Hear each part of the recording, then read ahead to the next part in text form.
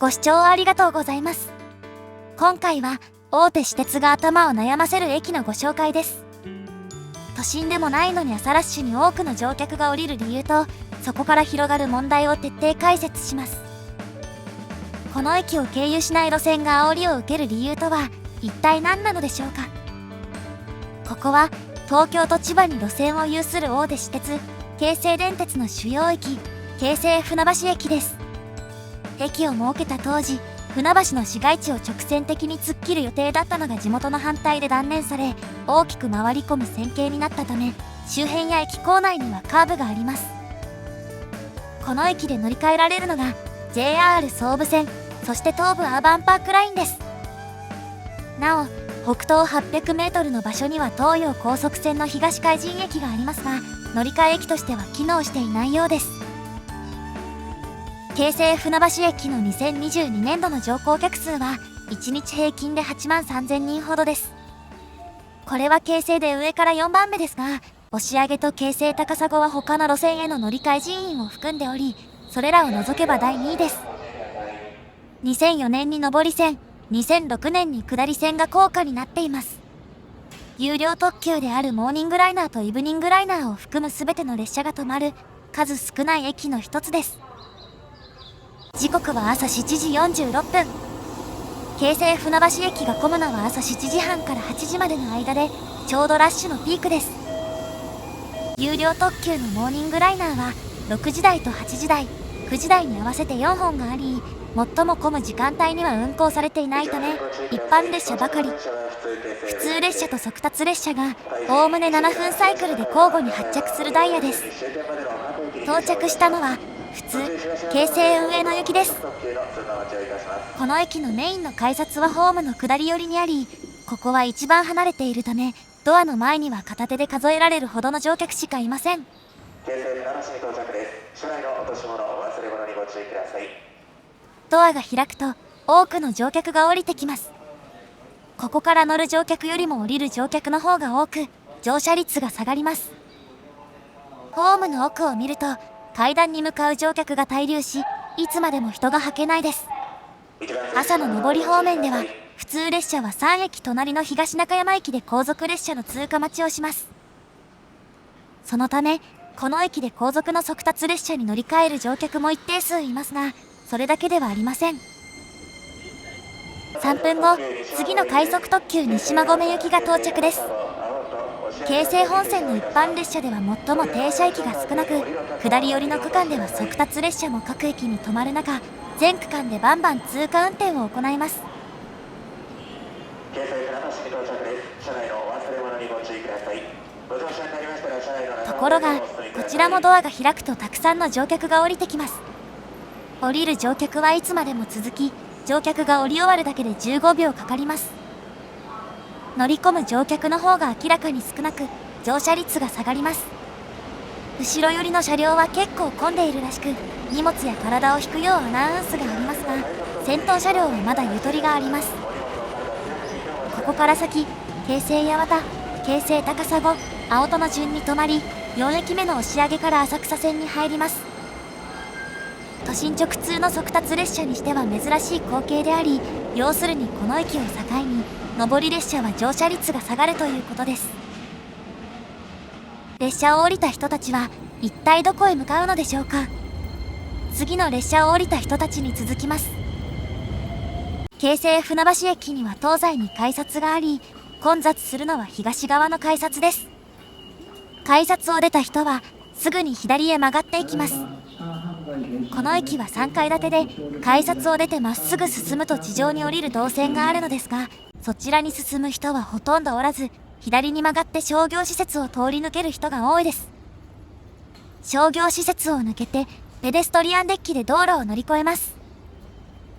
このデッキを奥で左に曲がり、エスカレーターで地上に降りたところにあるのが冒頭に出てきた駅の一つ、 JR 総武線の船橋駅です。京成船橋駅で列車を降りた乗客が乗り換えるのがこの JR 総武線。なお、隣には東武アーバンパークラインの船橋駅もあります。東武はこの駅が始発終着で、タイミング次第では列車を降りた乗客が雪崩のようにやってきます。ただし見た感じでは、乗り換える乗客は大半が JR に流れており、東部に乗り換える人はそれよりかなり少ないようです。なお、東部の乗降客数は1日平均で10万8000人弱と、都心に直結していないこともあり、JR より存在感が薄いです。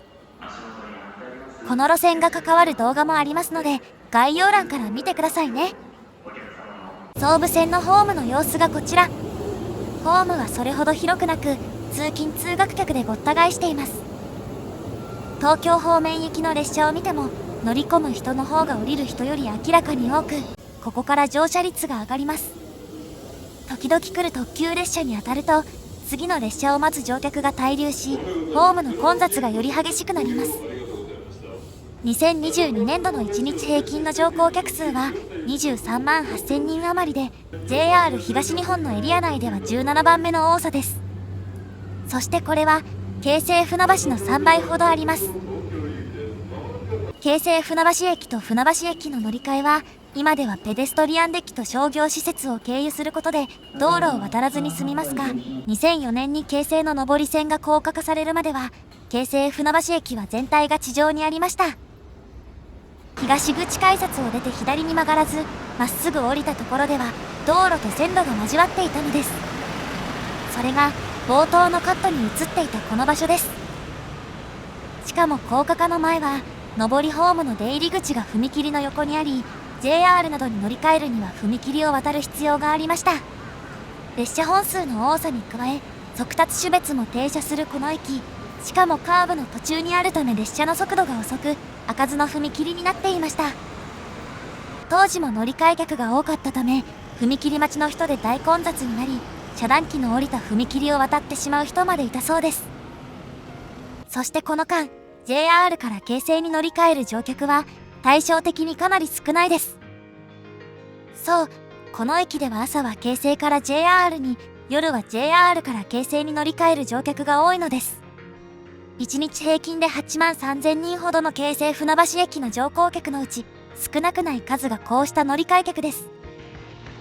そしてこの間京成ができた背景は戦前まで遡ります。先に開業したのが総武線の船橋駅で、1894年、明治27年の開業です。京成船橋駅が開業したのは1916年、大正5年。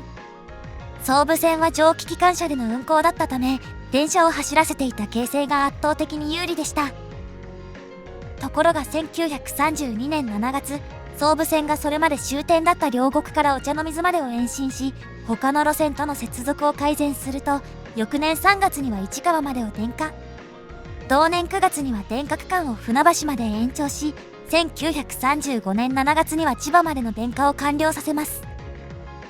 対する京成はもともと路面電車が発祥だったためカーブが多く、スピードを出しにくかったことから、総武線の電化で優位性が薄れました。その後、首都圏の混雑悪化を受け、国鉄が通称通勤後方面作戦を打ち出します。これは首都圏の主要幹線の混雑が激化し、ピーク時の乗車率が 300% を超える路線も出ていたことを受け、東海道線、中央線、東北線、常磐線、そして総武線の各線を複々線化し、輸送力を大幅にアップするものです。1972年7月に総武快速線の東京津田沼間が開業。さらに81年7月に千葉までが開業すると、京成はますます劣勢になります。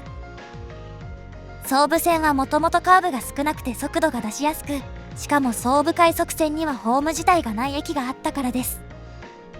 そしてこれと前後した時期に、京成本線の船橋より先でニュータウンの開発が進み、新駅が開業しています。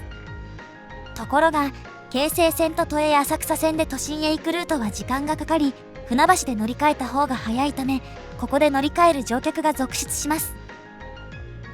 京成船橋から浅草線の日本橋、または船橋から総武快速線の東京までの所要時間と運賃がこちら。JR の方が圧倒的に有利なのがわかります。勝田台からの比較だと京成の方が運賃は安いですが、丸の内などのオフィス街へは乗り換えが必要になり、運賃が高くなることも多いです。